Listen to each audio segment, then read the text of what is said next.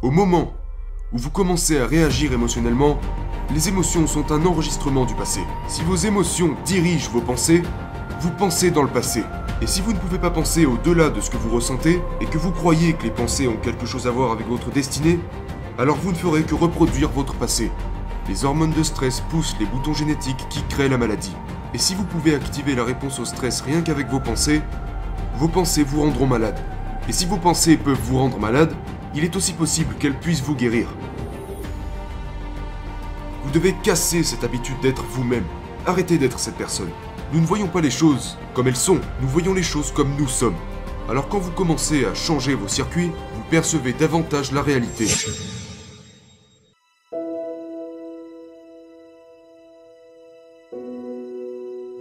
Je me suis fait renverser par un camion lors d'un triathlon en 1986 sur la partie cycliste de la course. Je me suis cassé 6 vertèbres de la colonne vertébrale et on m'a dit que je ne remarcherais plus jamais. Et la procédure chirurgicale typique pour les fractures multiples au niveau de la colonne vertébrale est assez délicate.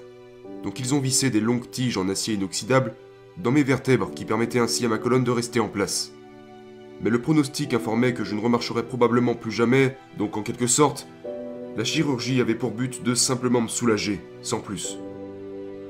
Je pensais que je ne pourrais plus aller nulle part, que je ne pourrais plus rien faire. J'étais essentiellement allongé sur le ventre et je me suis dit, eh bien, il y a une intelligence qui nous garde en vie, qui fait fonctionner notre cœur, qui nous permet de digérer, et elle doit forcément savoir comment me guérir. Comme une intelligence qui nous maintient en vie. Et j'ai pensé, eh bien, si c'est une intelligence, elle a une conscience. Et une conscience est consciente, donc elle doit forcément faire attention à moi. Alors je me suis dit, regarde, tu vas passer la plupart de ton temps à essayer de te connecter avec cette intelligence pour pouvoir lui donner un plan, un modèle. Et quand j'étais vraiment présent avec ce modèle, je lâchais prise et je le laissais s'installer en moi pour ainsi dire autoriser la guérison. L'autre chose que je me suis dit, c'est que je ne laisserais aucune pensée interférer avec le résultat que je voulais expérimenter. Maintenant, dit comme ça paraît vraiment simple. Mais quand nous faisons face à un choc ou à un traumatisme, nous avons tendance à nous concentrer sur les scénarios que nous ne voulons pas voir se produire, plutôt que sur ceux que nous voulons voir se produire. J'ai traversé 6 semaines et demie d'enfer. Je ne pouvais tout simplement pas me concentrer et faire ce que je voulais faire, parce que je commençais à reconstruire mentalement mes vertèbres et à imaginer un résultat, mais j'imaginais quand même le fait que je puisse vivre dans un fauteuil roulant pour le reste de ma vie. Mais j'ai passé un accord avec moi-même qui était que, si jamais je pouvais marcher à nouveau, je passerais le reste de ma vie à étudier la connexion entre le corps et l'esprit, et l'influence que l'esprit peut exercer sur le corps. Puis j'ai commencé à me poser des questions plus importantes comme « Qui suis-je » ou « Pourquoi suis-je ici ?» Que se passe-t-il après la mort ? Comment cela m'est-il arrivé ? Quel a été le processus ? J'ai commencé à étudier la science qui se cachait derrière tout ça. Et je n'ai trouvé aucun livre conventionnel à ce sujet. Parce que c'est quelque chose de non conventionnel qui s'assimile plus ou moins au miracle, vous savez. Donc j'ai commencé à étudier la physique quantique, les neurosciences, l'épigénétique et j'ai commencé à construire une sorte de modèle de compréhension. Lorsque vous vous tournez vers le stress et que vous n'arrivez plus à vous en détacher, vous vous dirigez tout droit vers la maladie.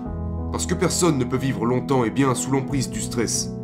Et l'être humain peut stresser rien qu'avec sa pensée. Si vous pensez à vos problèmes, vous manifestez une forme de stress qui se répercute sur votre corps. Et la plupart des gens le font sans même se rendre compte. Cette chimie du cerveau crée un pic d'énergie. Et les gens deviennent accros à ces pics d'énergie. Ils utilisent leurs problèmes et les conditions de leur vie pour réaffirmer leur addiction à ces émotions. Ils ont besoin d'un mauvais travail. Ils ont besoin de mauvaises relations. Ça signifie qu'ils deviennent accros à une vie qu'ils ne veulent même pas vivre. Vous devez aller au-delà de votre passé. Vous devez aller au-delà de vos émotions pour pouvoir faire de grands changements. Vous devez casser cette habitude d'être vous-même. Arrêtez d'être cette personne. Maintenant, théoriquement, ça sonne vraiment bien. Mais changer est une chose si difficile. Parce que tu reviens à tes sens. Tu reviens dans ta vie et tu te revois dans le passé. Quand tu es à tel ou tel endroit, face à telle ou telle expérience, tellement de gens réagissent inconsciemment à leurs pensées et sentiments dus à leur environnement. Donc, maintenant, leur environnement contrôle leurs pensées et leurs sentiments. Et ils pensent que pour changer, ils doivent changer d'environnement. Ils doivent être plus grands que leur environnement, plus grands que leur propre situation. Au moment où vous commencez à réagir émotionnellement, Les émotions sont un enregistrement du passé. Si vos émotions dirigent vos pensées, vous pensez dans le passé. Et si vous ne pouvez pas penser au-delà de ce que vous ressentez, et que vous croyez que les pensées ont quelque chose à voir avec votre destinée, alors vous ne ferez que reproduire votre passé. Les hormones de stress poussent les boutons génétiques qui créent la maladie. Et si vous pouvez activer la réponse au stress rien qu'avec vos pensées vous rendront malade. Et si vos pensées peuvent vous rendre malade, il est aussi possible qu'elles puissent vous guérir. Maintenant, au moment où vous décidez de changer, préparez-vous parce que vous n'allez vraiment pas vous sentir bien. Ça sera très inconfortable. Parce que vous quittez le connu, vous quittez tout ce qui vous est familier pour entrer dans l'inconnu. Même si le familier est déjà douloureux et inconfortable, ça sera encore plus douloureux dans ce qui ne vous est pas familier. Exactement. C'est pour ça que certaines personnes sont super heureuses d'être malheureuses. C'est ça. Les gens préfèrent s'accrocher à la souffrance qu'ils connaissent déjà, plutôt que de risquer de s'aventurer dans l'inconnu. Alors que ces gens devraient se dire, en réalité, je n'ai rien à perdre. Ils devraient se dire, je suis prêt à être mal à l'aise, et pénétrer dans l'inconnu. Car il s'avère que c'est l'endroit idéal pour créer le nouveau. 95% de ce que nous sommes à l'âge de 35 ans est un ensemble de comportements mémorisés, comme un programme informatique, des réactions émotionnelles, croyances et perceptions inconscientes. Donc la première étape pour changer consiste à prendre conscience de la façon dont vous pensez. Et pour le savoir, vous avez juste à observer votre comportement en plus de vos émotions. Le fait d'observer votre état d'esprit ainsi que votre corps vous sépare de ce programme. Maintenant, votre conscience observe ce programme. Et vous devenez plus conscient de vos comportements inconscients. Et cette première étape créera d'énormes quantités de chaos dans votre cerveau et votre corps. Le problème, c'est que les gens ont tendance à rapidement revenir à leurs vieilles habitudes, les mêmes émotions et comportements parce que ils se sentent mieux avec ce qui leur est familier.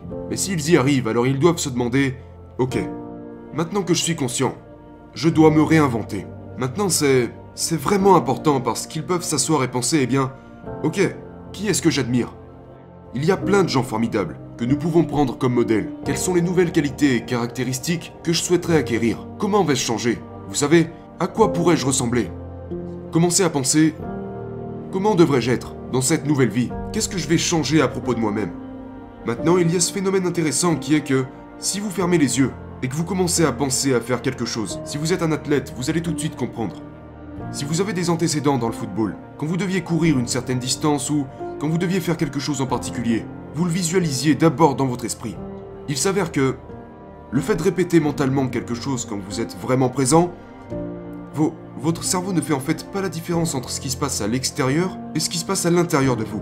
En fait, votre cerveau va commencer à le voir comme si vous l'aviez fait durant les 5 derniers jours, alors que vous n'avez jamais parcouru cette course. Et dans ce cas-là, votre cerveau n'est plus un enregistrement du passé, parce qu'il l'est habituellement, il devient un schéma du futur. Vous préparez votre cerveau, et il devient réellement une plateforme de travail. Nous avons fait une expérience à ce sujet. Vous savez, prenez un groupe de gens qui n'ont jamais joué de piano de leur vie, et vous les divisez en 2 groupes. Pour le premier groupe, vous leur apprenez les gammes et accords de base, et vous leur faites passer des scanners cérébraux. Ils viennent et pratiquent 2 heures par jour pendant 5 jours. Et à la fin des 5 jours, si vous leur refaites passer des scanners cérébraux, ils ont en fait développé de nouveaux circuits dans le côté opposé de leur cerveau. Rien de magique, vous apprenez simplement quelque chose de nouveau. Apprendre, c'est créer de nouvelles connexions neuronales. Vous recevez des instructions, vous appliquez ces instructions, y impliquez votre corps et vous en tirez une expérience. Une expérience qui enrichit votre cerveau. Si vous faites attention à ce que vous faites et que vous le répétez, vous créez en fait de nouveaux circuits. Maintenant, vous prenez l'autre groupe de gens. Ils viennent et pratiquent 2 heures par jour pendant 5 jours, et vous leur faites également passer un scanner cérébral avant et après l'expérience. Mais la différence avec le premier groupe, c'est qu'ils ne vont pas toucher le piano. Ils ferment les yeux et se visualisent mentalement en train d'apprendre leurs gammes et accords.